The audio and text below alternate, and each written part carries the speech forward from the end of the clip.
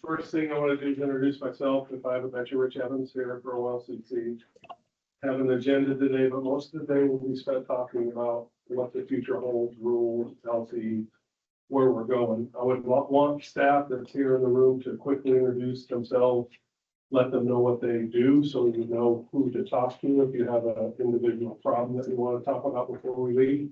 And then I will go through the list of items quickly, and then we'll get to what I will call LCs and legislative concepts, which change statutes, ideas, and then rulemaking, what we bring to rule in the next process to help to meet on common ground on some rules, statutes, regulations that may or may not be affecting business.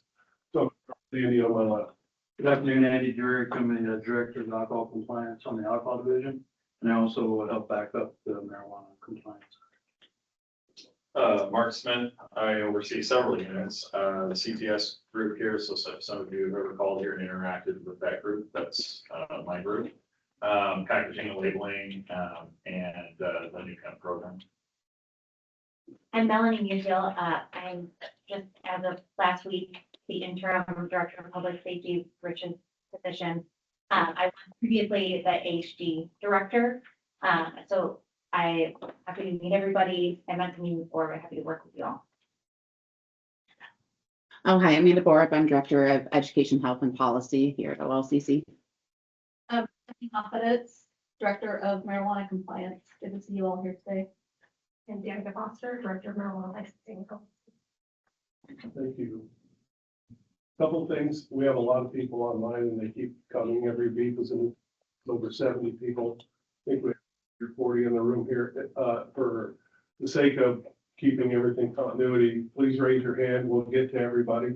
We'll answer the questions, but like we get to a point, I've seen meetings turn into a free flow when people are talking at the same time, people can't hear. So I understand the passion, but on the other hand, I can't accurately take notes or work through that if we're having chaos. What I'm hoping to do is break this down into an hour and an hour.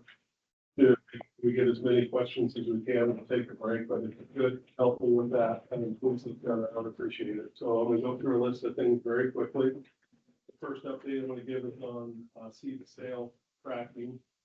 Some of you are involved in the RFI, which is a request for information for a new system.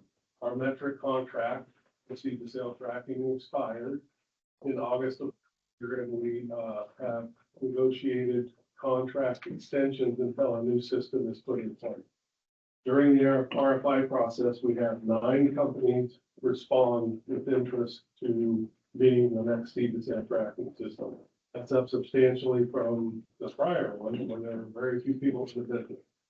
So basically what we do with an RFI is we throw it out there that we want, the companies are interested in either the wide parameters of the seed to sale tracking system. The next step is we bring in and we do an RFP. An RFP process is in the state system called a stage gate process because it's over $1 million per contract. So it's an IT project and not a public safety project. And there's steps and barriers, not barriers, steps and gates that you have to go through to get that process done. Mark on my left and Shannon on my right will be working with other staff on that process. What we're exploring is how we integrate issues or people from the industry in that process along the way. And when we had the meeting last time, I heard a lot of discussion about what people want in the new system, or concerns, or ease. I heard a lot of information about APIs and being able to integrate business practices, things like that. So we will continue the conversation. So the RFI is over, the RFP is started. I just want to give everybody an update on that. Number 2 on my list is a burglary update. I'm going to read something to you. As you guys are guys and gals are well aware of, we had a burglary rash that happened, and actually pretty upsetting and what had happened. So I have just a summary I'm going to read about the work that was done and where we're at, and then add a couple of comments. But since January of 2025, OLCC marijuana inspectors have investigated approximately 54 burglaries throughout the state. The most recent burglary occurred on January 13, 26. During the 1 year period, approximately 17,000 pounds of marijuana was stolen and from licensees valued at over $1.36 million. OLCC helped initiate a task force that focused strictly on the burglaries. Worked closely with Portland Police Bureau, Oregon State Police, Clark County Sheriff's Office, Clackamas County Sheriff's Office, Hillsborough Police Department, Deschutes County Sheriff's Office, Washington County Sheriff's Office, Vancouver Police Department, FBI, DEA, and the Multnomah County District Attorney's Office, and several interagency drug task force teams. Since then, 5 suspects have been arrested related to the burglaries, including recovery of product from several licensees. This has also included the recovery of stolen vehicles and firearms as well. The joint operation and cooperation with several law enforcement agencies have helped increase the number of burglaries. 89% of the burglaries, 48, occurred between January and September of 2025. Since then, only 6 burglaries have occurred within a 4-month period. Burglaries continue to be a priority for OLCC, many of which investigated in less than 24 hours of them occurring. OLCC has dedicated an inspector to the investigation of these incidents who's worked closely with other law enforcement agencies. Additionally, each of the regions where the burglaries occurred works towards the investigation of burglaries, assisting the metro region and local law enforcement. During this time, I'm in line with version. These are my comments about who is involved in this. There are comments that, oh, it must be somebody inside the telling people where the burglaries were, where I heard OLCC must be involved. I will tell you that this was a criminal enterprise that focused specifically on targeting marijuana businesses. Multiple people, multiple states, and that's really important. We have not got all the reports yet, but we have asked about if you learn anything that would detail any participation of anybody that would help us in future investigations to figure out who did what, or if there was any, for lack of better terms, inside information, we are open to that. The reason that we haven't been shared is they are still looking and investigating these for additional suspects, and it's multi-state. I'll tell you that it's multi-state. So I just wanted to kind of give an update. I know that there was a lot of passion behind this topic. I was meeting with people, but we worked very hard on this. We're not police officers, we're peace officers. We have some limited authority, but we did work closely with the district attorney's office in Multnomah County, the lead prosecutor assigned to these type of investigations, and we took it very seriously. I just wanted to summarize where we're at with that. You will probably see additional investigation and further follow-up in the future. So that's number 2 on my list. Thank you for that. The next one is the moratorium. We all know there's a licensing moratorium, and the statute requires that we, OLCC, reach out and talk to Portland State University on census and populations and see if the caps are met on license types. And we have 2 licenses that will be opened in the very near future. And we wanted to give you an update of that. So Danica's here. Danica is, as she said, the marijuana license director. We wanted to give you a quick update on that. Go ahead. Yeah, so kind of exciting. We can finally open the windows back up a little bit. So we're going to be going to rulemaking. We have determined that we need to put a little bit more definition in rules in terms of what the process looks like. So we have plenty of opportunity for comment and discussion on it. So I'm just going to explain just the general framework that we're looking at. We'll run the population numbers, but our goal is to try to keep it as tightly controlled, not opening up. And so we will be probably doing a selection process, which is started by letters of intent to apply. It'll likely not be a real letter, it will be a form that we have. There won't be any criteria based, but it will be people that have an interest in applying for one of the license checks open can send us that, and we'll be putting it through a randomized selection process that is akin to our distilled experience purchase. We'll be selecting the number of applications that we think that we could handle, plus a equal number or maybe greater alternates. So that if anyone cannot meet the licensing process and the timeframes we set out, we will move on to alternate. So we'll do that. So we'll be our cap. So that's the general idea and framework of what it's going to look like. But we'll be going through rulemaking, defining it better, anticipating initiating rulemaking in February, with a tentative implementation and starting date. So that may push out a month or so, but that's the general framework we're looking at. Specifically retail, I would imagine. Wholesale and likely processors, retail and producers were not in. Probably not see that. I love the retailers and everybody in here, but there's a lot of. So it is wholesalers. Any questions on that? Stand by for the process, and if you're interested in that, the rulemaking will be obviously public on that process. Next thing is, diversion cases. There's a lot of frustration in the industry about criminal cases and how come OLCC can't just take somebody's license after a search warrant. I will tell you that we track all of those, search warrants. Oftentimes, we're not advised that a search warrant is being executed until after the fact, because it's the criminal investigation, and sometimes we are not aware of it until after the fact. Sometimes there's some heads up, but we don't interfere with those or do anything that is going on in there. And I think the main point that I want to talk about is if a criminal case is still under investigation, the reports are sealed and we can't get them. So if there's a search warrant, I'm just going to pick on Jason. So Jason's sitting here. Jason has a search warrant at his location.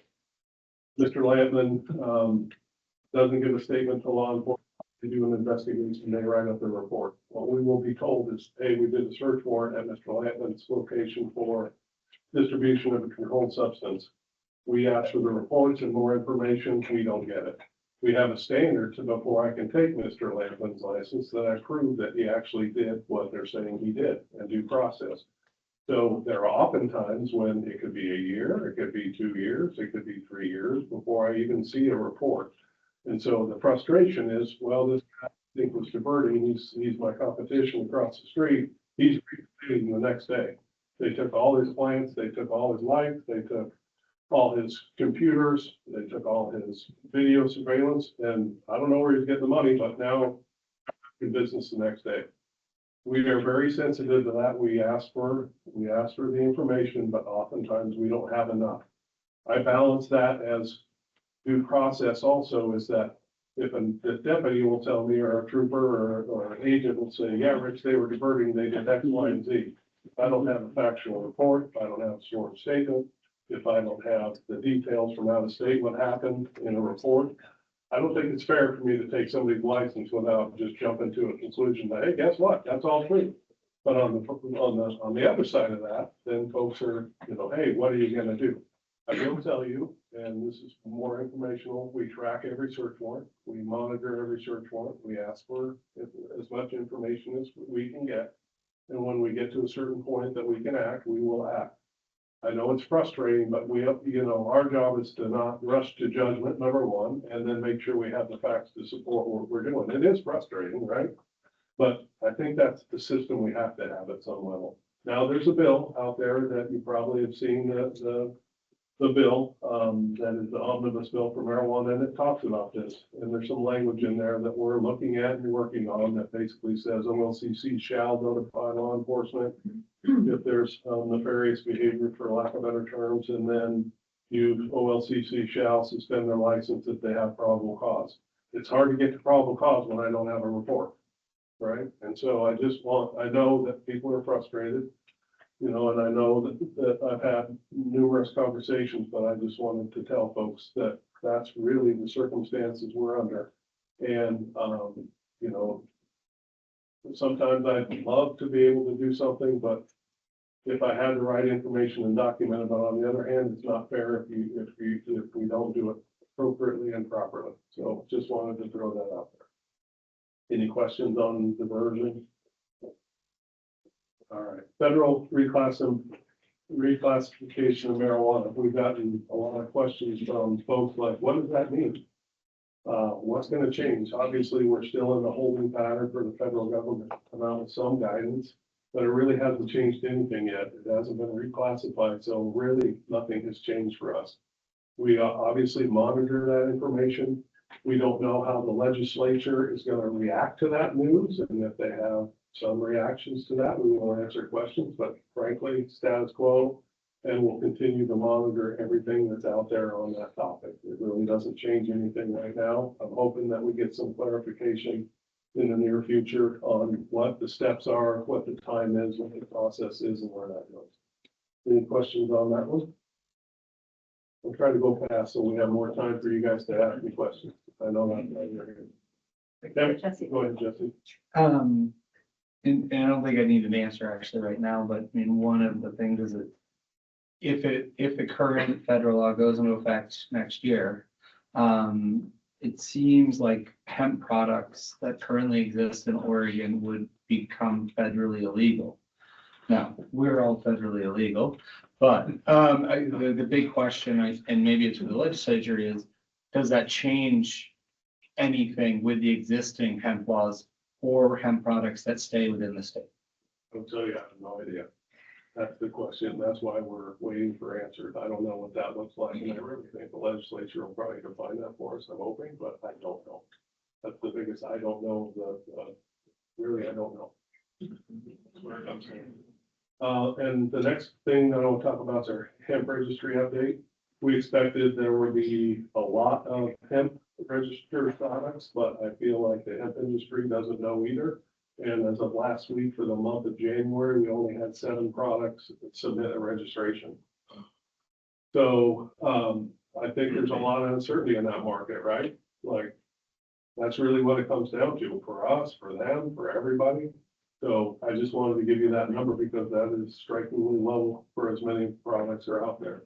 Now, obviously, we have told folks that, hey, the law goes into effect January 1st. You have to have your project registered, proper labeling January 1st. You can't do that until, within a short period of time. There's gonna be some take back. So we have told folks that, we're not gonna go out and enforce that on day one. Hey, guess what? You didn't get it by 8:01, 8 o'clock. It's a new day, 8:01, I'm shutting you down. That's not what we're doing. It's gonna be a back and forth. For people to know that kind of goes to your question, Jesse, like nobody knows. It's very, nobody knows what to do. Kind of waiting on that. So that's hemp registries. Number 7 is, start getting into stuff that you guys want to talk about. I want to talk about the OLCC budget process and timeline for the 25-27 biennial. We operate in 2-year sessions. Our next budget process will start in July of 27 is when it will go into effect. The reason we're having these meetings today is for that biennia, for a budget process and what we submit to the governor's office, which includes legislative concepts, which change statutes are due in April of this year. I'm like almost a year and a half ahead of time. Our job is if we want to change a statute, we have to put that on a piece of paper, basically what we want to change, how we want to change that, and submit it as part of our budget process to the governor's office. Now, after that, it would go from the governor's office for approval to the legislature and through the session for approval. It's a long process. But when we talk about, hey, we want to make some changes to this rule, we want to make some changes to the legislative concept, and which affects statute, it's now. It's not in 18 months. And so this is the first in the meeting of thinking about what LCs are needed, if they are needed, to change statutes to affect the regulation of the industry. And that's one of the reasons we're here today. The other deadline is rulemaking. We always can institute rulemaking, like you heard Danica talk about on rules. If we feel the need at a certain time, it's on. And if you haven't been through that process, it's a lot of time and a lot of effort. We generally do general rulemaking after a session beginning July 1st. And so we have from now until July 1st to talk about rules that we are going to open for discussion and bring to the rule process. What we talk about today are more like ideas. This rule affects my business this way. Can we talk about that rule? This, what we're doing today and starting today, working on legislative concepts, because we have an April, and then the rulemaking process in July. We'll still have a rulemaking process in July. That's normal that we have to go through. What we're trying to do is get industry input on what needs to be in those packages so that we can have a discussion. I'm not going to finalize language or anything, but if everybody's telling me, hey, this is broken, we need to work on it. I feel like it's similar to the model that we worked on in the last rule session where a lot of folks had a lot of concern about rules and there was a bunch of back and forth. And we got to the language we wanted to in the end, but it was a long process. I think some of you were involved in that. We got to where we needed to be. We're starting even earlier now, where we're trying to figure out what happens what we bring to the table, what we discuss in these meetings. I'm expecting that we'll probably have one or two more meetings before that April deadline to work on, hey, this is, does this work, does this not work? Because when we submit it in April, we have to have it pretty concrete if we're changing statute. And then when it goes to the legislature and the governor's office first, then the legislature, that's when everybody has their say in it when it leaves here, but the start has to be with us. And I'm just trying to simplify that, and one of the reasons for the timing of the meeting. So as I do that, looking forward, as I said, the meetings that I think we're gonna have will not be the complete rulemaking process, but it'll be us throwing out topics today about these rules. This is, you may even not even know the rule. You may say, Rich, this is affecting my business. This is costing me money. It's hard for me to make it work with this. And then we, staff, can look at that, figure out where the rules are, and then we can have some more conversations about that. I titled this a listening session because that's what I'm hoping to do. I'm hoping to listen. I'm hoping to hear what you guys are doing. I will balance, won't be me, but my friend will balance what we take forward. And Jesse and I and Nikki and quite a few people that are on the rules committee will hear me always say, we need to balance business with public safety. And if you looked at the last rule making session, we changed a lot of rules that over time, even though we felt like they were affecting public safety, like the time a person can drive or on the delivery. If I wanted to divert, I could do that within the first hour of my delivery. It didn't matter how long I was out on the road. So we did make some accommodations and to those rules based upon conversations with folks in the industry back and forth. That's what we're doing. So that's what I'm hoping to do. So I'm going to keep it short from my part.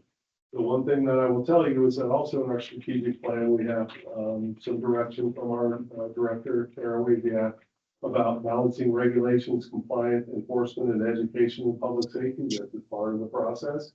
And then a positive business environment. I know that the governor has talked to, the governor and staff have talked to me a little bit about a 10-year look back and looking at the industry. And so it's a really a good time, I think, for all of us to come together. Looking forward to a positive future and figuring out what we can work on together, how we work together, and maybe open up dialogue through meetings like this where we can listen and come back with product or ideas or what we move to rulemaking or a legislative concept, which ultimately, if it goes through the process, would be turned into a new statute. So I kind of want to describe that for folks. This is where the process can get a little goofy because we got a lot of people in the room and a lot of people to raise their hands. So I'm gonna ask staff to help me. Remember, we're taking notes. So if you're talking really fast, it's hard for us to take notes. I might not know the intricate details of your business at some point, so I may ask some clarifying questions, but we're here to develop kind of today, basically the pool of ideas that we can work together with and move forward in the next couple of years. So are there any questions about what we're doing today? Any online? I expected a lot of people online, a lot of people in person. I think maybe in this, we'll start with this room first. And so I'm not looking back and forth, kind of go raise your hand and we'll go around the room, try to get the room done, maybe take a break and then go to the folks online. Would that be okay for everybody? Seems like a reasonable approach. So who is the first one? Oh, my friend Jesse. Stop. Stop. So go ahead, Jesse. Just to start off, I do want to thank you for listening to our feedback during the RAC. And, the transportation changes you guys adopted after that RAC meeting has made a lot of difference to a lot of people. And I've heard only good things from members and, just recently had a conversation with somebody who's like, you can tell them that I'm hiring employees because of these changes. So for those transportation changes, thank you. And I hope that was a good sign of things to come. I'm going to bring up one thing initially and we'll go from there. It's something that we have a list of things, but I'm going to start off with one thing that I've been working on for a while with you. It's going to be very familiar, which is extended inventory reconciliation windows. And if you're a licensee, please feel free to add to what I'm about to say. This is a huge cost and issue for people. A lot of people budget because just the amount of employees it would take to keep their inventory completely up to date every morning by 8 would be incredibly expensive, and harsh. And so, I think during the session, we asked for set 5 days, I think, for this window. And we also ended up talking to you about potentially a compromise position on just for incoming product, having a window extended. But this is definitely a concept that causes people a lot of headache, creates unnecessary risk, and I don't think creates a lot of security for, like, a lot of benefit for public health or safety wise, because everything stays a metric. It's just about how and where it's being accounted for. So that is one place where I believe we would definitely like to see some progress be made. Perfect, thank you, Jesse. And one of the things that we'll do is provide email addresses for you to, like, if you just want to submit a list later on or more information, that you would have the opportunity to do that. So I just want to go around the table, and I don't know everybody's name, sir, do you? Yeah. My name is London. I'm a retailer in Beaverton. I would just kind of second what he was actually talking about, just to give you a little reference or example, as a dispensary. My actual previous expertise, previous to this industry, was actually inventory control. So the actual time it takes, like logistics of the timeline it takes to say we have a scan error on a busy Friday night. Our main inventory person that would be responsible for reconciling and auditing and doing all those corrections throughout the day is a Monday to Friday. Over Saturday, we have this issue. Now Sunday, we're actually out of compliance. And all of this is just basically a time-based issue. So if we have a normal day, a normal process where we're going through sales and there's an issue or an error that's true human error, it's not malicious or anything like that. It's just human error things like misscans or grabbing the wrong product or the wrong flavor examples. In a normal day, totally fine. It gives us plenty of time to reconcile that before the following day. When we come up with different times of the year, they have a big nightmare of like 420, where we could literally be 10xing our daily sales on something like that. It takes me, honestly, that this is fine, self-reporting, but about a week and a half to reconcile all the errors without that. So as far as inventory control hat on, and for that purposes, it should just be exponentially harder for wholesalers, for other things like that. It just is like a single mom and pop shop. The actual logistic time frame it takes to correct that inventory with people that are working in good faith to keep that inventory accurate, that kind of pride themselves on having accurate inventory, we do need a little bit more time. Thank you. Just keep going, I want to get as many. My name is Jesse as well. Also, sir, we've got a little bit different question. It's more of something kind of going through the rumor mill, I think, about potency caps as a potential. Not sure if that is something that will come to fruition, but obviously that would affect everyone in here that produces products that have a THC potency. Personally, I think it would make more sense to, instead of having a cap, to flat out do away with potencies and, we don't even test for mold and mildew. I come from the medical days. Mold and mildew should be tested for. We test for heavy metals. We test potency. We test pesticides. Instead of potency, I think it would be make more sense to put terpenes on there so people can look at it. And I mean, before, when it was, going to your buddy and buying something, the nose knows, right? If you smell something, it looks good, smells good, you buy it. And that's kind of gone by the wayside. I know there's a lot of producers in here that, if they have a quality strain that, tests at 20% consistently, they end up having to get rid of it, even though it's been maybe a staple for them for a decade or longer. So. Right, so those that don't know, there is a bill. There are two bills we're tracking. One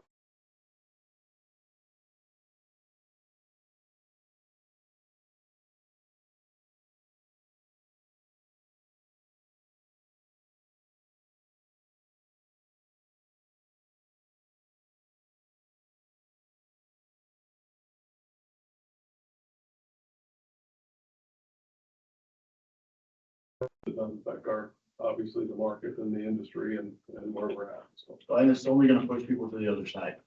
And that's a question for everybody in the room. Jess Bonacue, Executive Director of the Cannabis Industry Alliance of Oregon, if you don't know, I hear a lot from you. If you guys are open or interested in either getting rid of potency or doing something like a range on labeling, some way to sort of loosen the requirement on potency, or at least to be engaged in that conversation, could you raise your?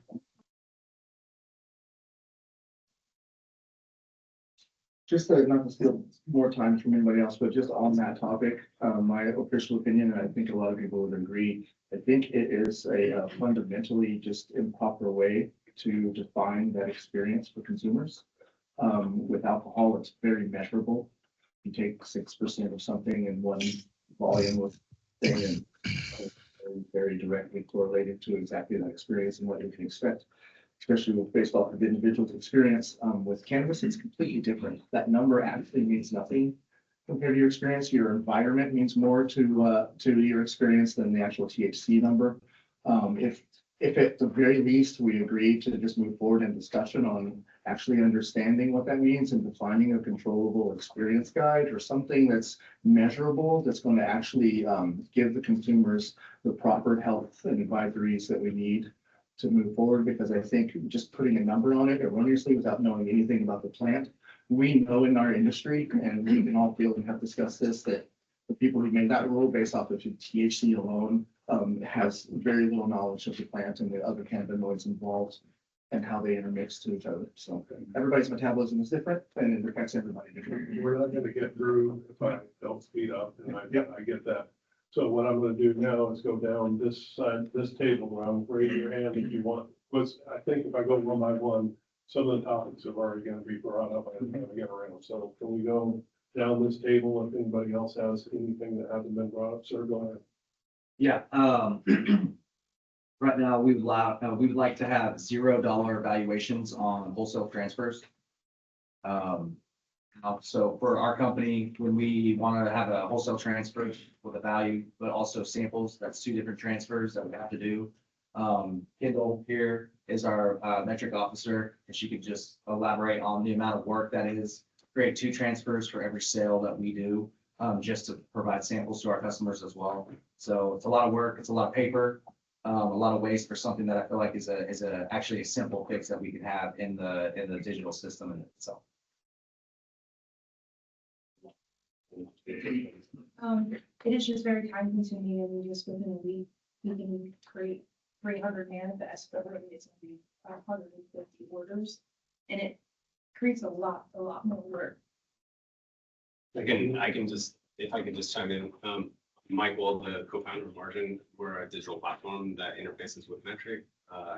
Entourage is the customer, for example, but I can also attest not just for Entourage, I can attest for half of you who are on Margin. It's ridiculous. Like the amount of labor lost is the biggest thing. It's just like heads worth of labor per month is being lost on this one thing.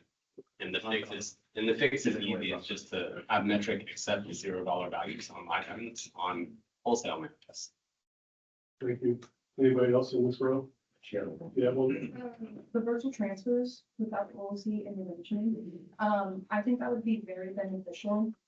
Just this morning, I had an incident where last week I submitted a form for virtual transfers. Haven't gone through, so I finally reached out and they're like, oh, we have an issue on our end receiving forms.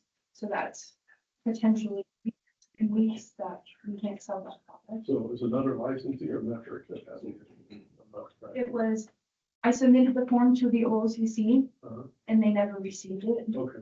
And so I had to actually reach out and ask what was going on. They said they had a problem receiving the form. When you're done today, we talk to him. Yes. All right, we'll go with this row. Anybody in this row, Jason, crew? Jason's got a book. I'm sorry. My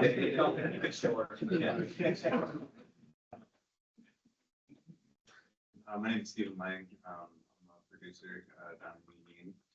And I pretty much came to the THC thing. I completely agree with flour alone, in my opinion, just flour, because there's not a certain amount that goes with that. But my main concern, my main question is consumption ounces. If we're all operating under, if it's all federally illegal and we all are sitting in this room, I for things like the Clean Air Act and all these things. It's like, we're still operating federally illegal. So those things don't really apply. Pretty much, in my opinion, I think, there should be like a releasing of licenses to producers and, to dispensaries. What do you mean, really? So like, in my ideal situation, I would like to see, producers and dispensaries allowed to have cannabis consumption lounges. I understand. And just those two, and treated as a brewery or a vineyard or winery. This allows, we're already operating under certain requirements of away from schools, churches, all these things that we have to follow. So all those things kind of, when we're gonna get feedback from, our community and the people that live and have to smell these things, so on and so forth. We have enough dispensaries, we have enough growers, we're overproducing. The dollar of our product is down, from what I've heard, is $3 a gram, which blows my mind, when we're talking about releasing more products, more people to grow all this stuff. And the problem is we got all this herb and all these products, but there's nowhere to consume them. There's no safe space, especially if you live in an apartment or rent. There's no safe space for us to do this. And this product just keeps building up. Every year we hear something of, how many pounds are in metric or whatever. And it's like, why I say we want to release the light or award license holders, producers and producers and dispensaries, is if you don't want to create an environment for your customer to feel safe, you don't have to do that. But if you have an opportunity to create a safe space for everyone to consume, you can have your own vibe. You can, kind of create your own situation that it's keeping the money in the industry by awarding producers and dispensary holders to keep this money. If we, in time, if these things, if the consumption lounges do go forward and say you guys release a certain amount of licenses like you did for how we all got here, that's going to allow out of state businesses or out of the industry businesses to come in and capitalize off the market that we've all stuck out, put our lives on the line financially, so on and so forth. So creating a safe space for that is, I think, a really great opportunity to allow us to make a little bit more money. And the goal is to keep our businesses alive, not to keep shutting them down and people can't afford. So, yeah, that's kind of. But on the list. Yeah. Sir, and then we'll go to Jason. Okay, first of all, I agree with Jesse, wholeheartedly agree with Jesse. Don't give Jesse too much credit. But mine, I want to bring up regarding the theft and burglary. I know it's really hard, but what I'm finding is a licensee can take our product and owe us money because that's pretty much, in a lot of cases, the only way we're going to interact with business. But that licensee can then sell his license and owe to the Department of Revenue, but kick us square in the nuts.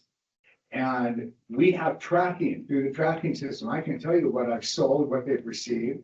Yet last time Steve Marks and I talked about it, he goes, there's nothing we can do. Well, yeah, there is. You tell the licensing, no, you got to take care of your debts. Washington COD. Well, I'd like to go COD, but I'd be out of business. I wouldn't be able to. I'm just saying, for example, I mean, Yeah. it works in states where. Yeah, so we'll put this down as a topic. It's a topic that asked me. I don't think I'm the only one that thinks like that. Could you put an asterisk by that? So. Yeah. What you about? Yeah, it's, I've heard the stories and I've talked to many people in this room, so it's on our list. We will get a lot of. The channel has an AR work group on this topic, if you guys want to join chat or participate in that AR work group. All right, let's keep going. It's selfish. Jason, how are you, pal? Good, how are you doing? I want to to speak mostly from the micro tiers perspective as usual.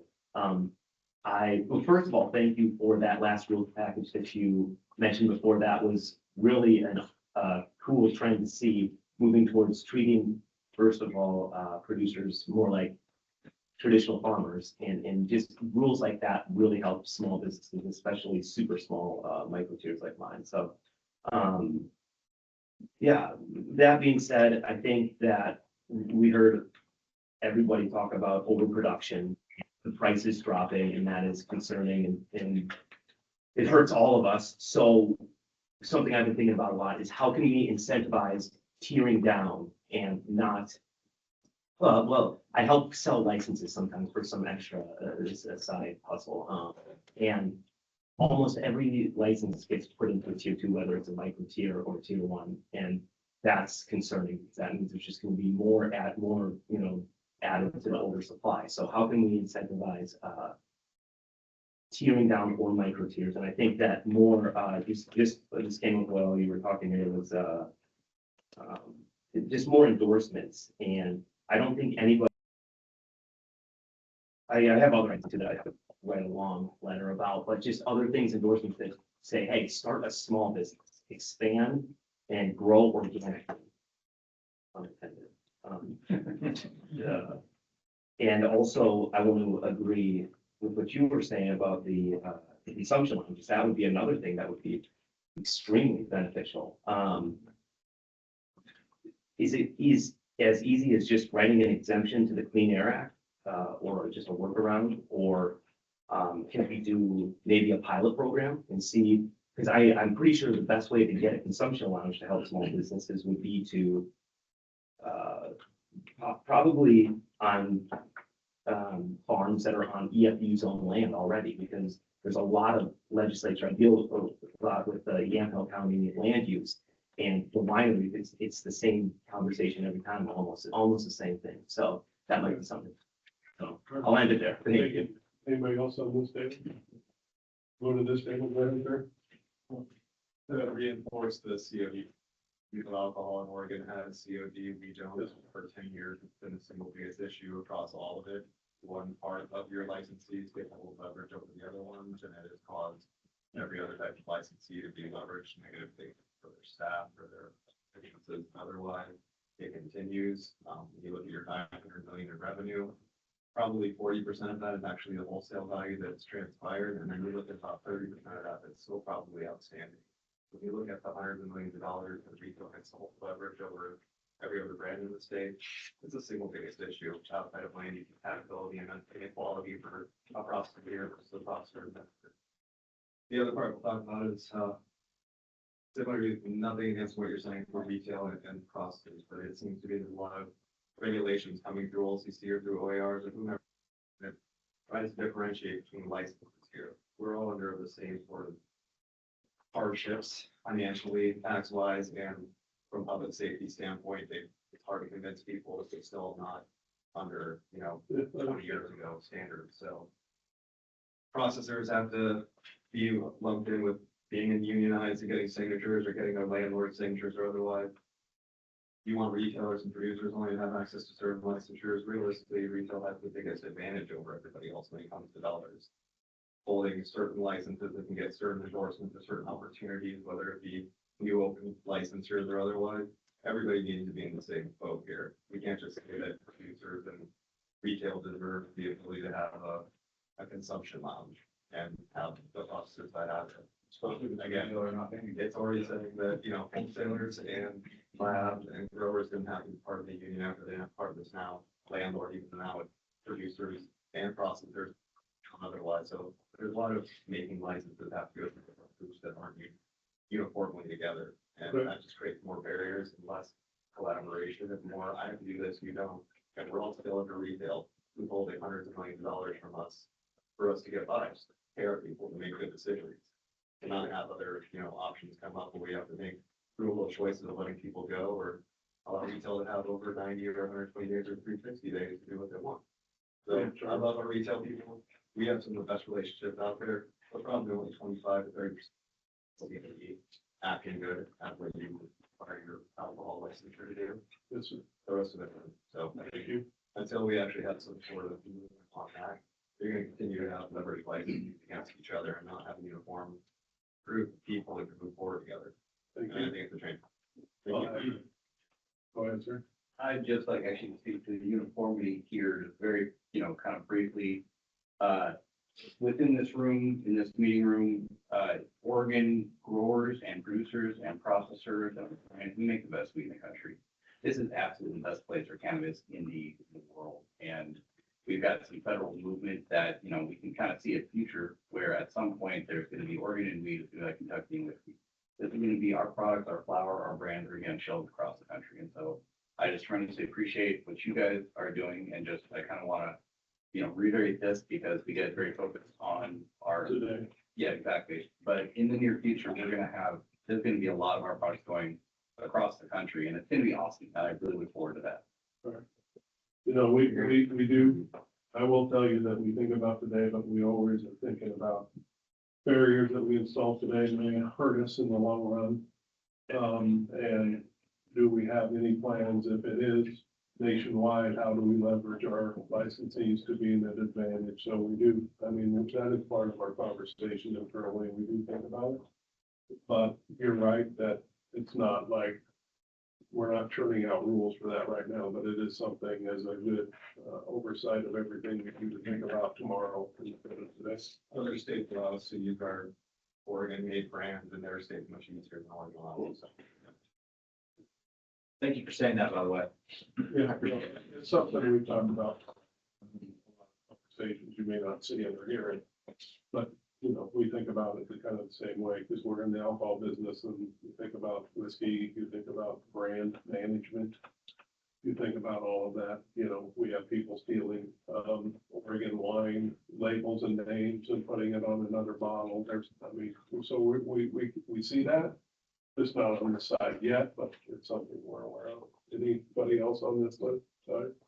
Go ahead, sir. Like to speak to the construction of I wasn't sure if you guys. Yeah, I consider him the one you're in the destruction events, it is also license wide with the 3 days that it needs to be placed in a certain circumstance and it needs to be documented.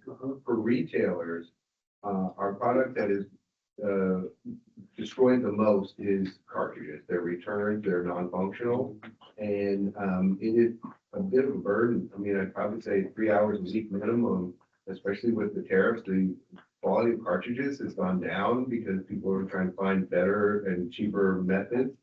So I'm destroying a lot of cartridges, and it's being they got to stay in there 3 business days. And while I understand why those rules are in place for producers when they're trying to kill 100 plants, and those might get diverted, they don't work, the cartridges, and they won't be diverted. So if there's any chance that retailers, it may be one edible or other product that gets destroyed, it is 99% cartridges. My second one is the delivery rules. There was a change in the delivery rules in which if 2 jurisdictions were in agreement, they would allow for interjurisdictional delivery.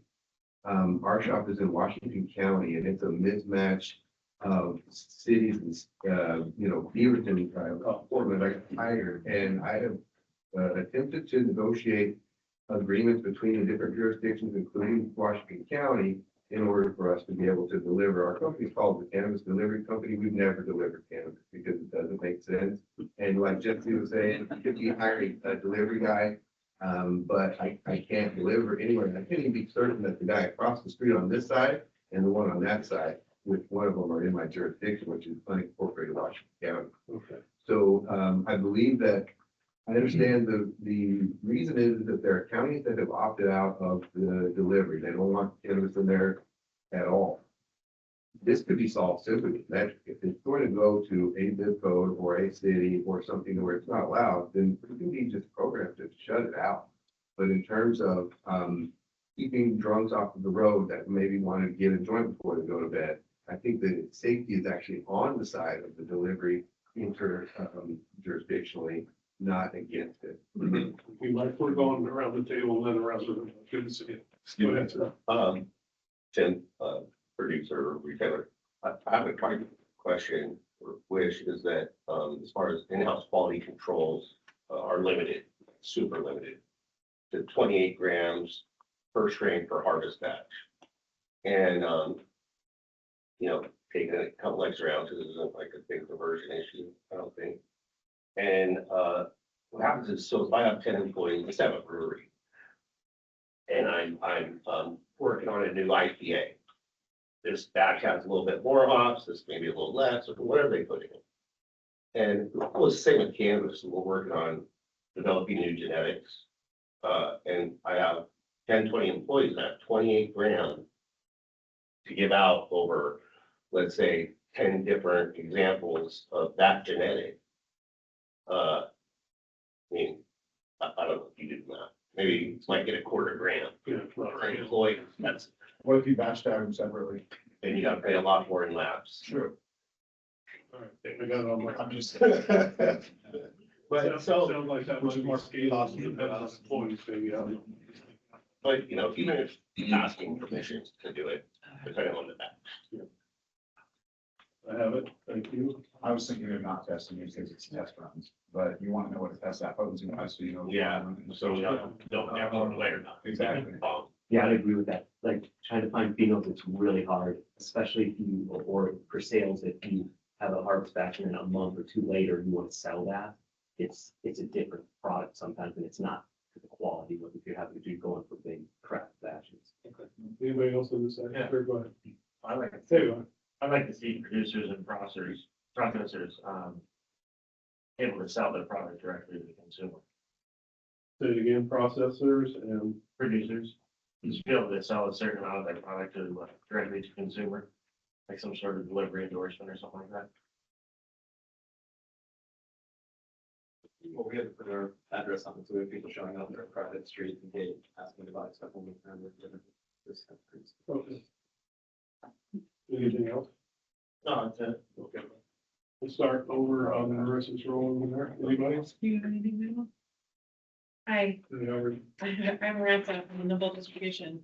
I do have a couple of things. Big thank you to rulemaking in the fall and all of the changes that were made. In particular, the time on the road is Part of that was a conversation you and I had sitting right here. very, very appreciated.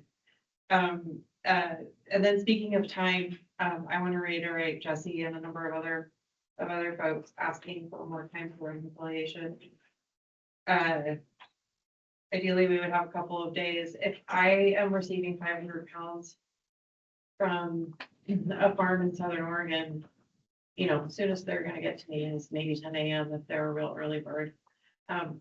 We find ourselves juggling accuracy versus speed, and my vote is always for accuracy. And it can take some time to make sure that everything is there as it's supposed to be there. And I think we've thrown out an idea before, and I'm not sure if this is feasible with metric, but even just having the ability to maybe acknowledge, like, this person got here and they brought me something, but so I'm acknowledging that that part happened, right? But now I need actually much more time in order to make sure that it is what they said it was. Counting units or. Yeah, counting units or verifying labels, you know, yeah, exactly. Or just wait. Yeah, or just, you know, they forgot to tear a bag, you know, sort of situation. We need to determine if there are any errors before we could receive. And then I'd like to also just a quick reminder that digital and editable manifests would be super useful to us, something that we've run into somewhat frequently, and a customer places an order, but they place it from the wrong license. And then we've hit the road already, right? And it's, you know, a multi-unit retailer and they ordered it for the wrong store. We're on the road. We'd like to be able to just, hey, it's not that one, it's this one, and reroute our driver and keep it moving. Or wrong day or time, you know, you've got a long route, it's the last stop, it's an overnight route. The receiver, the buyer, the intake manager is gone, but they'll be back in the morning. Like, I'd like to be able to just say that, right? Like, I'd like to be able to just, again, reroute it we're gonna deliver that tomorrow morning instead of tonight because there isn't anybody there to receive it. That's a common one. I want to also virtual transfers, I'll second virtual transfers. It can take a while for that to happen. And there also isn't any sort of trigger that tells you that it's happened. The inventory just Randomly shows up. randomly shows up. Has anyone seen Or randomly disappears. those of you that are dealing with the virtual transfers, let's sidebar afterwards. Okay. Also, I want to second or third or 10th that allow for zero value in metric, same heartaches. Maybe a bigger discussion is when does or doesn't a licensee get to sell their license? When they are in some trouble or owe people some money, or in a lot of trouble, or owe a lot of people a lot of money. I think that's worthy of maybe an entirely separate discussion, but I'm compelled to mention it here. The sampling updates, fantastic, although sampling to staff is still very onerous. Because we have to, or our customer in our case has to enter all of that worker permit data line by line.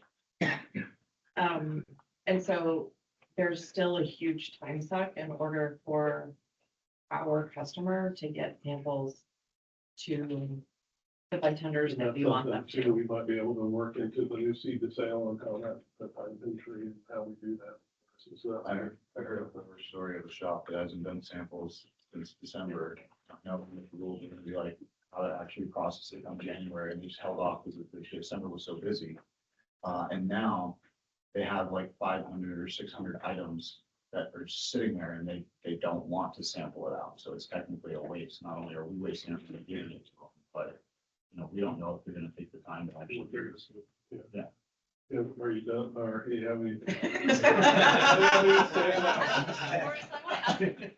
Actually, this is for everybody in the room. We are getting a lot of questions on sampling and trade samples and whatnot.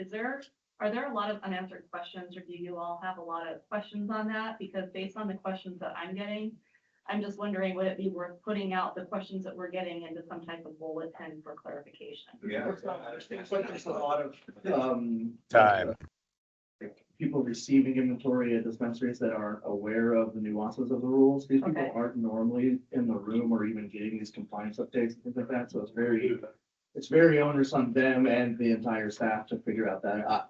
Me personally, I think that the staff should be trained and prepared for and know the timeline it takes for that to be a counter to that, but at the same time, it is very difficult when you have farms and licensees that are deciding not to give samples, period, because it's too hard for them to figure out. Part of, I want to stop it because I want to get to everybody, but after we're done, come see her and talk to Shannon about samples.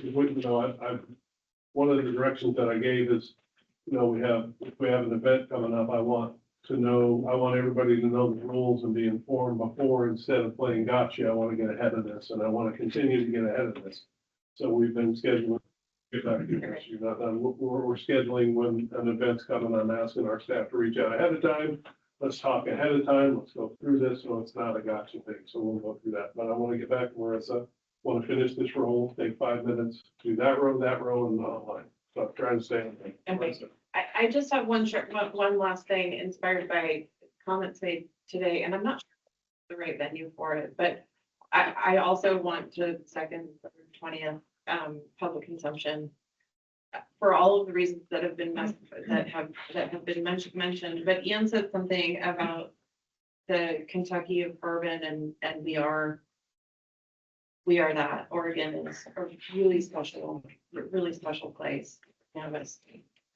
And people travel to Kentucky for bourbon to go on great tours, right? And have experiences that aren't just bourbon, right? There's, hotels and food, and there's this whole economy that is built around around Oregon and public consumption.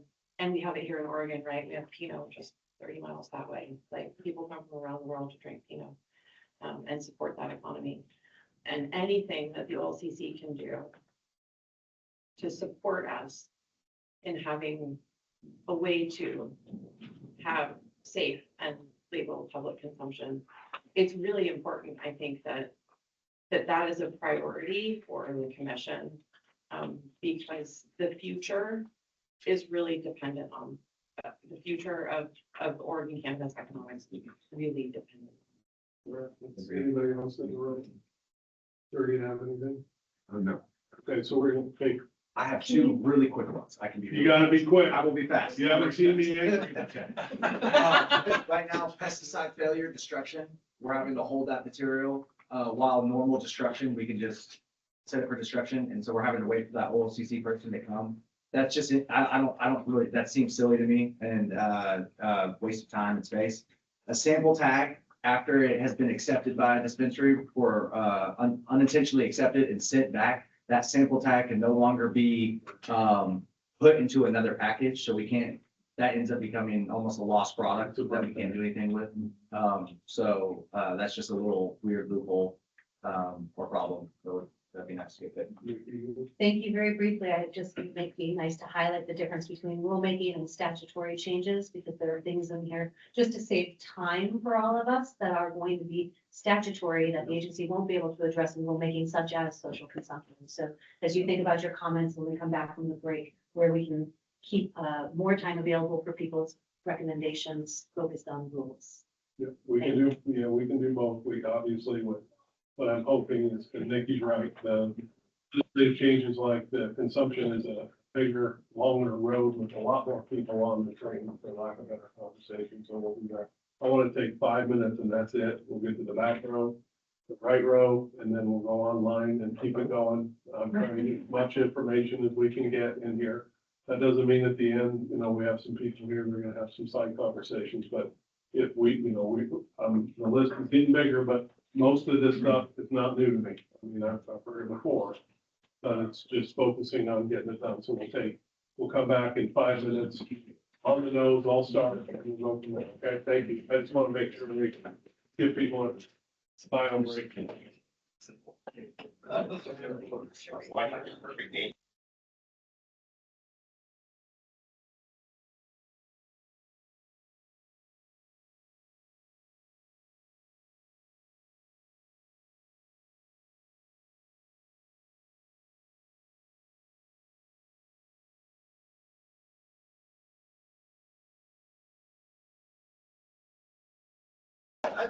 Stop thinking, you guys are smart. So, but he did move to the front of the line in the left corner. Go ahead, Mike. Well, I have a child care issue I'm trying to jump the line there. Thank you guys for being here and for the work. Two things really quickly. One, and Melissa alluded to it. I'm really happy to hear that work's being done in the sales surrender program. I think that for all of us who have managed to survive the compliance work for the last 10 years in this industry, like these licenses get continually regurgitated, people that are gonna fail to be compliant again and again and again with little consequences, and often, a farm being left held in the bag is really frustrating. So we applaud that work, and quite frankly, it's never gonna be perfect. You're not gonna do it without breaking an egg, but on balance, it'll be a good change when we get there. The other one, as you guys know, CIOs had a bit of a work group going on accounts receivable reform / COD for the last, 6 to 8 months. That's paused. That activity is going to pick back up in March and start working on the detail work. It's very complicated, obviously, but one of the things that we're interested in learning more about is the relationship between the way licenses are currently defined in statute and the ability to attach debt to them. I know there's probably been some internal conversations, but because the licenses are statutorily defined as not assets, it's tricky to do that. Obviously, we open up a whole can of worms with working on that, but I think if we're going to be working with language for the future, addressing that and making it easier for, for example, us to just go to small claims court, be like, no, you owe us $8,000 and here's the receipts. Boom, get that done, attach the license like you would in any other industry. So is it COD? No, It's a huge step in the right direction of fixing that kind of balance of power between the licensed entities. Excellent. Yeah, anything else, buddy? Yes, sir. Real brief. Regarding that, because we got us for 32 grand. We had an inside person that told me wherever his money was hidden in the businesses. We had an attorney, the same attorney for research finding proof, we had an attorney. When we won everything, because we're illegal, we can't win and accept anything. And that was the end of that. Yeah, and that would go a long way to providing tools for all of us without having state intervention into our accounting, which has been a thing a lot of our members have had a hard time juggling, so. Thanks. Jennifer, right here, I can't really see you. Do you have anything? Anybody else in the background? Go ahead. Brief yeah, I really appreciate all the work that's been done over the years on transfers as far as overnight. And I think something that would help small businesses like mine would be adding more than one vehicle on the assets somehow, if we know the time. So in our situation, an employee might be coming up to Portland and can drive it, drop it off to me, and I can get it out to the post, or because I live in Portland, or go up to Gorge, so having more than one vehicle. Especially if we can save the time, the windows. Yes, makes sense. Thank you. Anybody else in the background? We're rolling now. This side, anybody? First one, go ahead. My name's Eddie. I'm with Cushcar, we're a cannabis home delivery service in Portland, Multnomah County. I just wanted to reinforce the interjurisdictional deliveries. I know you guys made some changes about 2 years ago that allowed for county to opt in. That just seems like silly to me. We should just be able to deliver to any county that currently have cannabis businesses in them. The second thing is digital manifest. We do around 60 to 80 deliveries a day, and that's just a lot of paper, a lot of waste for no real reason. And then third thing is delivery to hotels. I don't see why we can't deliver to hotels. Okay. Thank you. Yeah, somebody visiting out of town, right? I understand. Go ahead. Yeah, I would say hotels and extended stays as well. My name's Lily. We're gonna have a retail processor wholesaling license. We are a small family, we're a small business, and so I think going into, the decision-making process of having the thought behind small businesses when you're thinking about fees and endorsements that you can give smaller companies and fines as well. I think that should be taken into account when you're looking at big corporations compared to small businesses. And then also when you're, trying to figure out where we're gonna go next with our seed to sale system, I think you should be paying attention to a system that can let us go digital. So accepting digital signatures, digital timestamps. But then I would also say, are we gonna expect a decrease in our fees, our licensing fees?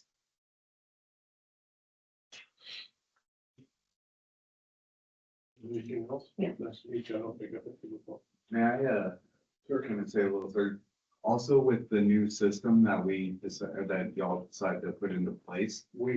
Yes, thank you, appreciate it. A color coded or some sort of situation, so like, if I create a package and I say I have, 5 pounds of blue green, okay? And then below that, when I create it for testing, is blue green trim, okay? If I accidentally select blue green trim, it would be really awesome to know that that's, if I actually accidentally send it to a dispensary, if it could just ping up instead of just like a three words that say, submitted for testing or not passed, if it could stop the transaction right there and just kind of give a heads up. Your testing status, yeah. Cause then we have to send in, we have to reach out to you guys and say, hey, Human error. I goofed up, I sent the wrong package. Even color coordinate, I was just trying to think of the easiest way to do something. It would just be red and green, green is good, red is bad, Yeah. I know that the submitted for testing says it's in red, I believe, I'm not sure, but it's such a small fine print that it could be very helpful and, kind of take a lot of time from you guys. All right, I'm gonna go to the folks online. Amanda, could you call it out for me? I can read them, but not very well. Yeah. First one is John Tapper. Hi, everybody. Can you hear me? Yes, sir. Great, thank you. First off, thanks for everyone being there, both OLCC and constituents within the Oregon cannabis community. You're all amazing, and thank you for all your hard work.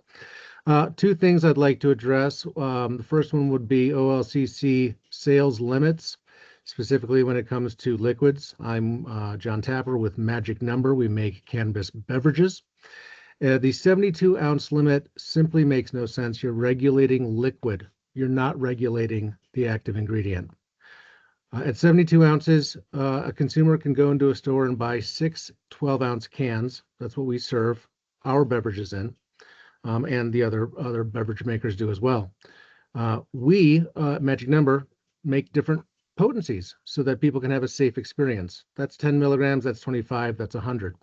Meaning that what you're regulating is whether someone can walk out of the dispensary with 60 milligrams of total THC, 150 or 600. We recently, a couple years ago, came out with an 8-ounce bottle. Well, now a consumer can buy 9 of those to reach the 72-ounce limit. Now they're walking out with 900 milligrams. And since tinctures and syrups are included in there, we have a 4-ounce 1,000 milligram syrup. They could walk out with 18,000 milligrams. And what you're essentially doing is asking producers to concentrate the amount of THC in the package so that consumers can buy more at a time. We don't think that that really is in the best for consumers, right? We want them to have a good experience. We want them to have a product that's manageable, diluted, I guess, in that case. The same goes for edibles. When you look at the limits on flower, we're talking 2 ounces, that's 56 1-ounce joints. That's a heck of a lot of THC that you can walk out with as flower. Why not change it, edibles, to be a maximum amount of THC since it's tested and we have that number? Second thing I would like to ask is in regards to the hemp THC market. I think we're all aware that the hemp THC market has exploded in the past couple of years with companies selling their drinks at Portland Pickles games. You've got breweries and other manufacturers creating hemp THC beverages, and they have no regulations on the input that they can use. But as an OLCC licensed producer, we are limited, if we want to play in that market, to hemp oil that doesn't exceed 5% THC. That means 95% of that oil is the other stuff. The hemp THC producers are using 75% hemp THC oil, a distillate. When you use a 5% hemp THC oil, that other 95% are terpenes and flavonoids that are just bitter. That is the nature of the hemp. And it puts us at a distinct economic disadvantage because we now have to make a product that is basically doesn't taste very good, where everybody else can sell their stuff in grocery stores, bars, and restaurants with no hemp taste, with no cannabis taste whatsoever. So we would like to be able to just have a level playing field when it comes to the inputs that we can use and still follow all requirements, testing, security, and things like that. So thanks for listening. We appreciate it. Yeah, I'm gonna go back to Jason. I thought, well. I just wanted to co-sign this gentleman here talking about direct sales. I think that was an amazing idea. It would be so helpful for the stop expansion. All right, sorry, Jason. Next. Next we have Colin Hobbs. Hey, Colin. Hey, how's it going, Rich? Sorry I couldn't be there in person. I'm down in Southern Oregon this week. So I'm Colin, the chair of the Cannabis Industry Alliance of Oregon, and I've heard a couple of things in the room today that I just wanted to echo because I felt like they were critically important, both from my point of view and from the point of view of multiple people at Child that I've talked to. The zero value in metric is incredibly important. A business has to either do what Entourage is doing, as Tucker mentioned, or be out of gap compliance, and that's just not a fun way to operate. So it's a tough choice, and I think it's something that needs to be fixed. A lot of people talking about the situation with AR. It is tenuous. It is something that must be addressed, and it's critically important. It is the biggest issue I think our industry is facing at this moment. And again, the new rules for sampling are incredibly helpful, but it is still an immense burden to deal with. So I just wanted to echo those three things because they were very important, and I want to make sure that that I'm reiterating that these are big issues for a lot of people that are members of CHOW.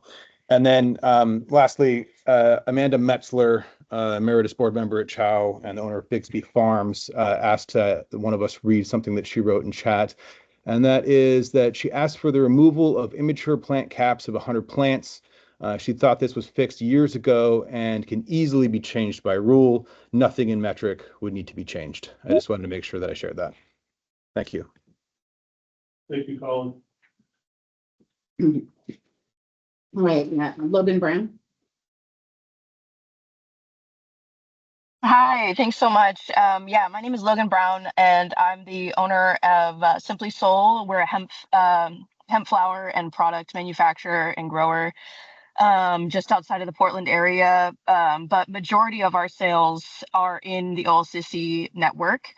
And now that we have sort of officially joined forces and have to do the registration process and all of that, most of our products are already registered with the OLCC in order to be able to sell.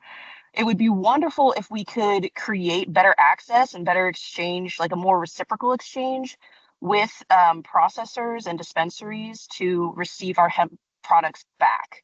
We've had a lot of just, if, like some people had mentioned before, if there was an issue or an incorrect transfer, at this point, they have to waste that product. Even though it's sourced from our facility, it's been unadulterated, it hasn't changed whatsoever, we legally are not allowed to get that back from them. And even processors, like if we're getting our extracts made or anything like that, everything that they give back to us has to be under 0.3% and has to sit in a waiting room for 3 days before they can transfer that back to us.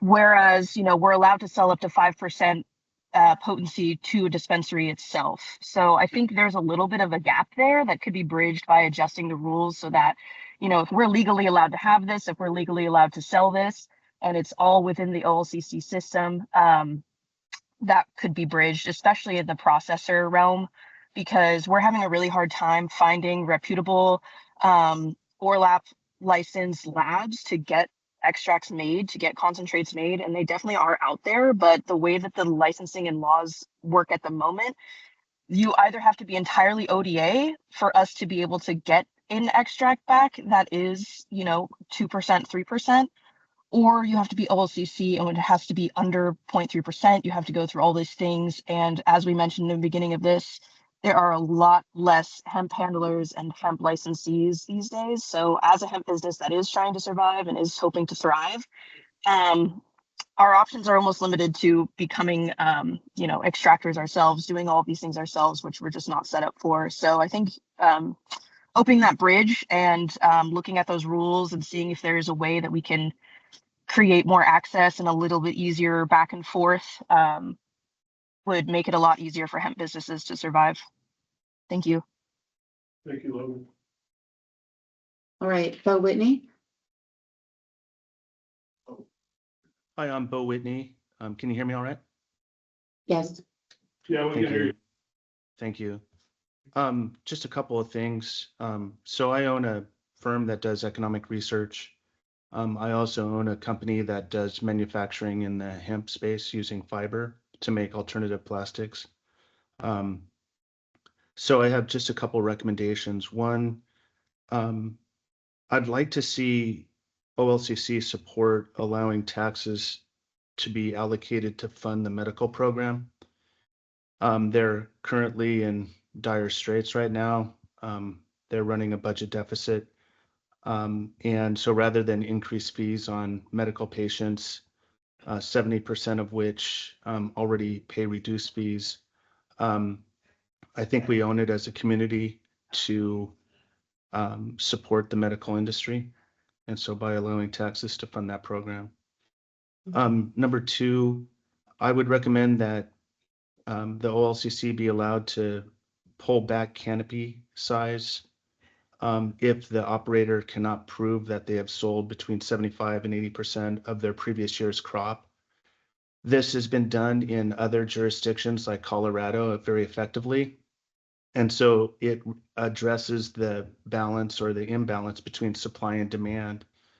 This would allow for the stability of prices. So if you don't have demand for it, then you should have, the OLCC should have the ability to pull back that canopy. Otherwise, it just incentivizes gray market activity. Third recommendation is on the hemp registry. I've done economic analysis of other states that have set up hemp registries, and they haven't fared very well. In fact, they've failed. They simply don't have enough resources to staff the registry. And what happens is the products languish in the approval process or the application process to the point where companies go out of business. And if you think about it, if there's 30,000 hemp products in Oregon, it would take an average process on the OLCC side just to get them onto the registration. Doesn't seem like you have the staffing or the capacity to do so. If you can't do away with the registry, then I would request that you push out the enforcement deadline. Right now, there's a lot of federal laws that are changing to the point where you're forcing a company to register and go through the expense of paying for that registration, but their business may not be viable in November. And so I think it would be a prudent move for the OLCC to push out the enforcement deadline from June 1st out to the beginning of 2027 or beyond to see how things settle at the federal level. I know that there's ongoing negotiations. I've been providing data into Congress on this. And so there's ongoing negotiations on extensions and limits and all sorts of things. But the regulatory environment at the federal level is so murky that it doesn't make sense to enforce at the state level until things begin to settle. And then my final recommendation is I think the OLCC and the state of Oregon needs to begin laying the foundation for Schedule 3 in terms of protecting dispensaries. Right now, according to Oregon law, a Schedule 3 drug must be dispensed through a pharmacy. And so what does that do to dispensaries? Well, unless there's some consideration given towards them, a special designation or some sort, then the dispensary model no longer works. And then finally, on the economic impact, like I mentioned, I make bioplastic material, but I also work with fiber for pulp and paper. And I've been trying to recruit farmers to grow hemp fiber in Eastern Oregon. It's a more profitable crop. They're under water allocations, et cetera. And my project to just the farmers alone is worth $300 million. But the environment in Oregon is so anti-hemp right now due to cannabinoids that I can't get a commitment either from the state to support my project to resurrect the pulp and paper industry or to get farmers to be willing to grow the fiber required for this project. So I think the tone needs to be tempered down a little bit on the hemp side. And if you need to regulate hemp, I think it's a mistake to do it at the farm gate. And instead, it should be regulated more at the product intention level. This would, if it's meant to be intoxicating, it's regulated one way. If it's meant to go into the pulp paper mill or into the plastic manufacturing process, it would be regulated differently. That way, it provides greater certainty for the farmers that are growing for fiber intention, for industrial applications, and for food. So thanks for your time. I really appreciate it.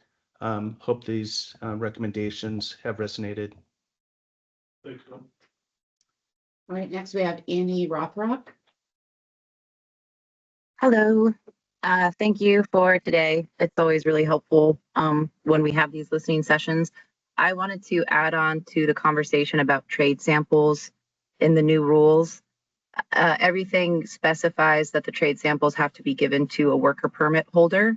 but there are many employees that are not required to have a worker permit because they don't touch cannabis. So I didn't know if that was an accident or purposeful to not be able to supply samples to our, accounting team or HR team, those sorts of employees. Thank you.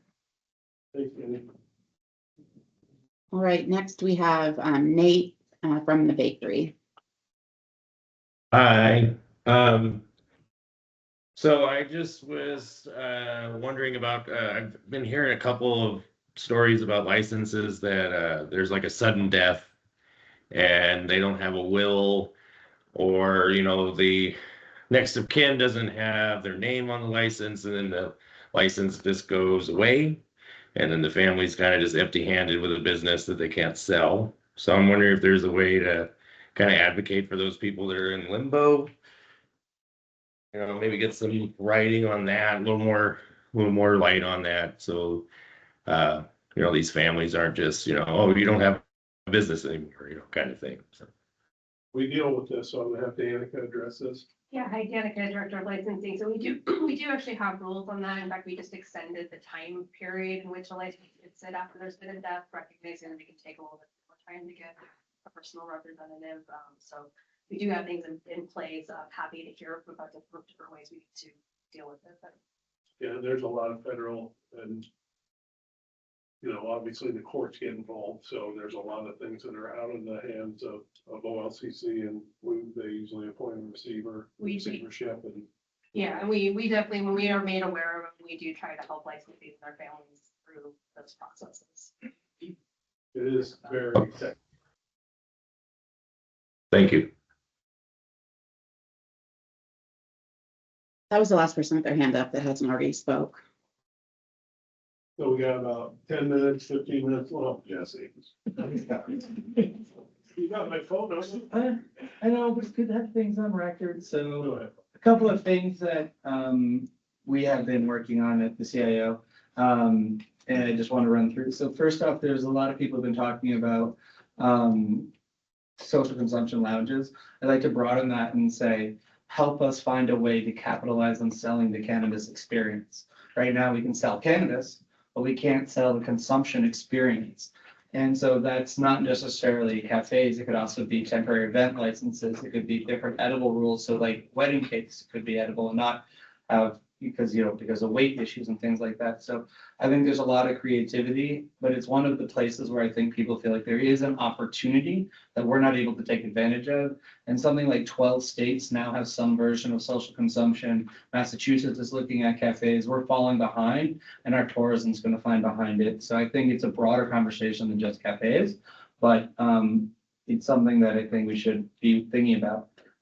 So a couple of technical things. Another thing is that I've heard from licensees recently that there's more flexibility in how and when they could retest and what happens to new testing results, especially when there's a problem with like a lab that made a mistake, whether it's attaching the test results to the wrong product or things like that, or having issues with potency and wanting to double check the lab's result. But I think that there could be very reasonably reason for enabling licensees to test a product a second time and or at a different lab and make it easier to do that. And also affect how and when an old testing result is still attached to a product, even though it's no longer necessarily the one that's relevant. A couple of things, batch tagging of individual plants. Allow multiple individual tags to be grouped in a fixed near a grow area. So like at the end of a row of plants, you could have a stick with 20 tags representing that 20, those 20 plants in that row. In other words, don't force people to put tags on plants and enable them to be batched in an area if someone isn't actually using a batch tag.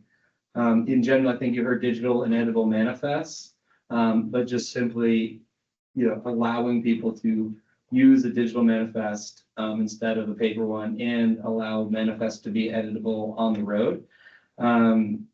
allowing for photocopies, or some version of a printed, tag for extra storage containers relating to a package. This matters to both retailers and farms. Farms where it's like they might have a package in 5 or 6 different totes, or they'd like it to be that way without having to retag. And retailers might have broken down a package into 4 different areas, like something on the shelf, something in the back, and then the second shelf.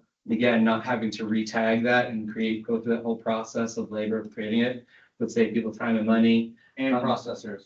And yeah, there you go. Every license. Yeah, and then allowing for CSV upload functionality for administrative tasks such as adding and removing strains, adding, removing items, adding, remove location, add, or remove update staff. Metric allows a lot of CSV work for other areas, but not here. So could we expand that out? And then another key one is adding an undo function for package tags. This is if someone makes a mistake creating a tag, they have to waste out that tag, right? It'd be really nice if they could do undo or something else to like fix the mistake, especially when it's a simple data thing. And especially if we're doing mesh tagging, where a tag might represent $42. It's one thing when it's a 25-cent or 45-cent tag, another thing when it's a $45 tag. And, data entry people are going to make data entry mistakes. So it would be nice if there was a way to fix some of those. We go for some of the other things that we love for people to think about. Just run through. Rich, we have another online. I'm gonna go over here and then we'll go. Yeah, I just wanted to chime in one last thing about digital transfers as a third-party integrator, certified integrator with Metric. As everybody knows, we're not allowed to accept the incoming transfer or generate or edit the manifest on an outgoing transfer. We press Metric about that all day long, every day. It's like a huge burden on us and our customers. And they say it's, that's not our thing. That's up to the OLCC. That's up to the state. And as far as I can tell, I can't see in the legislation or in the rulemaking that's really, enforced by you guys. It's more Metric. So I'm just trying to get clarity. Is it Oregon's mandate that it has to be that way, or is it Metric's?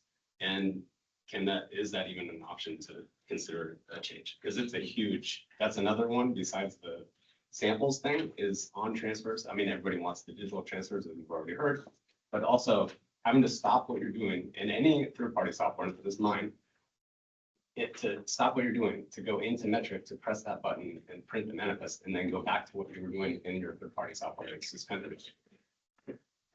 Thank you. No, thank you. Okay, online we have Gary Braceland. I knew we were done.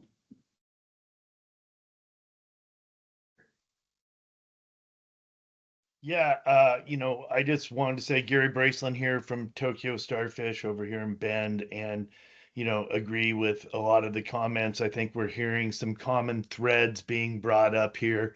I believe with a change in using Metric that we have an opportunity to really improve the system. I agree with the digital manifests and the longer time for inventory. But what I really want to support and reinforce is John Tapper's comment regarding the unfair advantage that hemp has.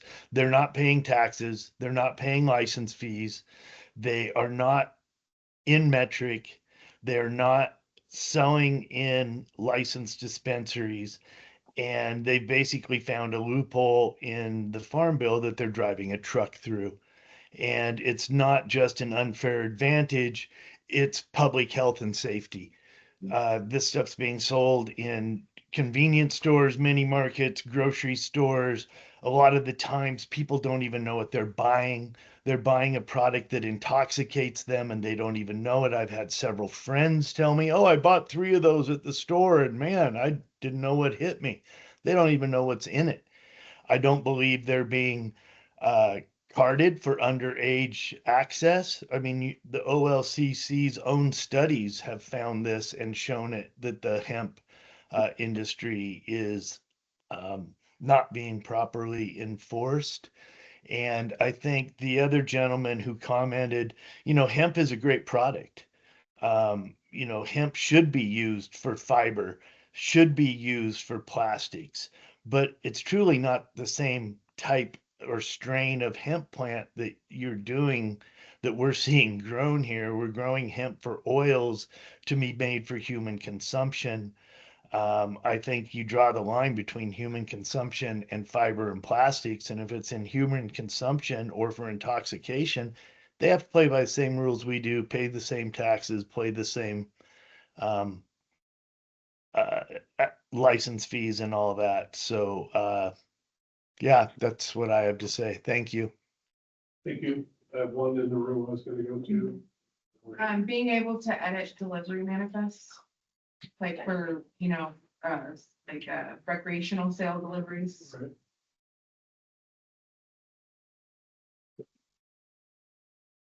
Definitely have some things, man, back to you.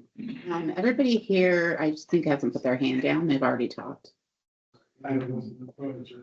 Just to kind of comprehensively take some of the points that we've been bringing up, I'm hearing a lot of different areas in which one solution could kind of help a bunch of different areas. I go back to the digital manifest, the editing of the capabilities. As a retailer, I can guarantee you that this is happening in every dispensary, but honestly, to this point, even with licensees that have been in the industry this long, it's very rare for me to have a day where there's not an issue with the transfer. And those delays within the product, within the vendor, doing everything logistically appropriate without having to reach out for virtual transfer, things like that, are very onerous and time consuming, which would greatly help us out. By addressing that issue in a whole, because there's a lot of different things that, and it touches a lot of different areas on that. One of the, first off, I also want to say I recommend more of these hearings. These are very beneficial. It seems like you guys are taking a lot of notes and taking it seriously, so I appreciate you guys for that. When it comes back to the errors and transfers that are human-made, these editing capabilities could resolve so much time and effort with all licensees. I think that it would stop a lot, even including testing where if there's an error on labs. Literally, a lot of the issues that I've dealt with labs is, and freezes up products for weeks, if not months, if not unusable, is literally they put in the wrong decimal point. So the valuations are off, or the THC calculations are off, and these, just to fix that one issue, should be a very quick call to the lab saying, hey, could you fix this real quick? That type of thing, those type of understanding on real world logistics and how things actually work would be very beneficial to us. Another big point to talk about is I want to just throw this out there as a consideration when dealing with the seed to sale tracking contracts. We have a bunch of new options, which I'm happy to hear. One of the things I think we keep skipping over that some people may agree or disagree with me, but we keep skipping over the fact that we had a contract with Metric for seed to sale. We have something like the plant tagging issue where we've identified an issue in the beginning where it's very onerous, very unbelievable that we have to tag every plant, things like that. We do work in the industry and work with OLCC. This is back when Steve Marks actually came in and went to a farm and started tagging plants and really brought up that issue. Unfortunately, we all know what happened to him, but as that went away, the process continued forward on that. And the original intent on that was to save licensees, small farmers, things at that time, money, everything. What that actually ended up doing was the opposite of that. Nowhere, in my belief, unless you can correct me, nowhere in the original contract with Metric did we guarantee them revenue from the tag. So when we come up with a solution that works for every licensee in the state to actually reduce those costs, reduce those things, they said, wait, if you're gonna do 100 tags or 100 plants, let's charge you for 100 tags. What in the, and I would like to highlight this, making sure that whoever we're dealing with is transparent and not trying to work over or pull one over on our industry.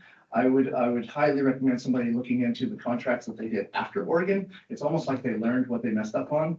And my final thought on that would be to have more transparency with the negotiations themselves. Because every negotiation that's ever happened with the LCC has seemed a little one-sided in the back room somewhere. We have no knowledge of that or where to even track that information down. That being said, I feel like they've done a really good job on convincing somebody that they're owed that money. And I do not believe that that has helped us. In fact, it's triple it, because not only do they have different tags now, nothing changed in the price because we're still giving the same price, but it made it more expensive because they charge us for shipping on each one of those different title tags. And really, when it comes to seed the sale, like other states are coming up on lawsuits that basically say once this is scheduled for, otherwise you have no ability to track our stuff. You know, the ability to have cameras on us because we can sue out of that part of it. So there's a larger conversation with what's actually needed once we're at a different level of business. I think Other states are further. that's a conversation that's coming. I will tell you that contract law is very difficult, and when contracts are issued, the Oregon Department of Justice is the one that goes. The key takeaway that I had, I didn't do the first metric contract, receive the sales contract, but the key difference I think you'll see this time, we're gonna be talking to the industry as we go through that process and including people if possible in meetings and getting more information. You remember back, I had the first session where I actually asked what people wanted before we ever started the RFI and to work through that. I will tell you that contracting law does tie state agencies' hands at times on how to do something and when to do it, but I will tell you that if there are a lot of discussions about contracts, amendments, what's legally right, what's not legally right, and we do work through that. We just don't roll over. Definitely, there's a lot of work that goes on there. What I'm hoping this time is that there's no, when the contract's signed, we all know ahead of time what's in it, what's coming. Is it the best contract for us? On the point of what happens in Schedule 3, I don't know what happens in Schedule 3, but I know you can't just go down to the 7-Eleven and buy codeine with Tylenol in it either. And that's a Schedule 3 substance. There's a lot of Schedule 3 substances out there. So what the future is on hemp and what the future is on Schedule 3 and all of that, I think it's going to be an interesting year and a half, 2 years. The contract is something that we want to do the best job possible in getting the system that we need and has some of the features that folks in the industry have wanted and tried to, look at it from a view of, is this system doing what we need it to do? And is what we're requiring necessary for public safety? That's really kind of the overview of how you would look at that now. When we started, as you know, we were state number 3, I believe, and there was a lot of unknowns. And that's why I think we're having these meetings, is to figure out what brings the next step. So we'll be working on that. We will do our dang best on that. And 2 people in the room right here that will be doing that, and they're the people to talk to. Jeff, you want to? Real quick, I got a call or a text from somebody that's saying if somebody in this room or online has comments regarding today's conversation, where should they send those? Do you want to send them to your email, Amanda, or? I normally let them go to the general marijuana email so they can be tracked. So Amanda will put that in the chat, if you don't mind, and then as folks here, you can get it from Amanda. It's a general email, and then we can send the information to whoever needs it. If it's specific to licensing or marked group and CPS, and then we will have, obviously make a lot of notes, so we have that too. And then while we're working on metric and tags, one of the things that I know people would like to see is batch tagging. If until we get into metric contract, which is going to be a while, we can make an adjustment on the batch tagging where there's a single tag that people can assign a number of plants to. Right, much more like how immature plants are right now, instead of having these preset sizes. Ideally with no cost difference, but like still that, being able to set the number of plants per tag instead of having required reduces the calculations that people have to make quite significantly, where you're trying to, do I need how many 20 plant tags, how many 100 plant tags, how many 50 plant tags, or it's just like, I need X number of tags, and then I'll be able to assign 73 plants to this. It makes, because, plant or growing is an organic product. It doesn't necessarily, it's not a cog. So treating the regulations around it like it's metal cog is problematic when you're dealing with something where you might have to kill a plant because it's got mold or whatever else. So adding more flexibility to how plants can be applied to tags would be another topic that people, I've had multiple conversations with people about. And finally, I just want to say thank you. Like, I want to reiterate what Lennon said. You know, this all, it feels like it's growing on, in a certain direction towards a better relationship between licensees and in the industry, and still maintaining your guys' responsibility for public health and safety. But we appreciate this forum and you guys really dedicating time and creating an opportunity to listen to the industry about what they're going through. And so, thank you very much. Yeah, thank you. Really appreciate what you guys are doing. I have a really different question though. I'm wondering if there's anywhere that we can track where the taxes go. I'm a concerned parent. I've got 2 kids that are in the Oregon education system. Yeah, so the Oregon Department of Revenue actually collects the taxes for marijuana businesses. Okay. And so just a simple search on their website. So what about the 110 or whatever, the 80%? So they have a spreadsheet on their website that has kind of like big chunks of where the money goes. What about the 80% that disappeared though? I would reach out for my first stop, if I was interested in the taxes, would be to reach out to the Oregon Department of Revenue. They have a cannabis department. That would be step one. That would give you the big picture. And then if you wanted to, I completely understand. And if you wanted to know more, you could figure out where those are going and you could kind of follow that trail. But start with the Department of Will Revenue. not have any say on where the taxes go? No. It was passed by a ballot measure a couple of years ago, if you guys remember Measure 110, it was coupled with decriminalization of use of drugs. And then part of that bill, part of that measure has been repealed, but not the tax and the funding piece. So that really was at OHA. So You all know people at Oregon Health Authority, I'm sure. OHA. What Marissa to have the last question. Okay, Marissa, go ahead. I would like to speak in support of John Topper at magic number and the kind of disparity in the way that we measure liquids. And edibles in general, that it's weight-based or volume-based is confusing for the consumer. And just. And I can't remember if this may be a statutory issue, but I'm hoping to inspire. Yeah, we'll try to sort it through. It's in statute, Martha. Yeah, statutory versus the rules, gonna have 2 different tracks as we move forward. But I want to close out. We have 2 hours. I want to thank everybody for coming and on. And it's nice to hear. I've heard a lot of this stuff independently, but it's good to hear and get everybody's say. What I have learned is there are definitely people that believe one thing and others that believe another thing in the industry. You talk about COD and that whole thing. Some people like it, some people don't. Some people want to attach the licenses, don't. The one thing I would tell everybody that I think is important moving forward is that, you know, we have to compromise sometimes. And if we want to land some of these bigger concepts, we'll have to compromise. We won't be able to specifically tailor it to everybody's special need. Not special needs, that's a horrible way of saying that, but individual needs and what they want going forward. So what I'm requesting in that is some patience and some room when we meet again to say, what if we bring back, okay, these are kind of the general topics that we don't get so, well, that's not what I wanted, but you know, we're definitely have all these topics here. We will put them down, we will separate them, we will look at them. There are some common themes, as you guys heard from today. And we will do our best to bring back more conversations and to advance the conversations. Like I said at the beginning, balancing public safety and the needs of the industry and trying to make this an industry where you guys are not hanging on by tooth and nail every day. And that there's a brighter path forward, because I think that's our responsibility on both sides of that. We have public safety, but we also have the business side. And I want everybody to know that we're definitely thinking about that. So thank you. Stay tuned for another meeting. It may be a little shorter notice on that, and then we'll have obviously in person and online, and we'll continue to partner and work forward. So thank you for being here today. Thank you guys.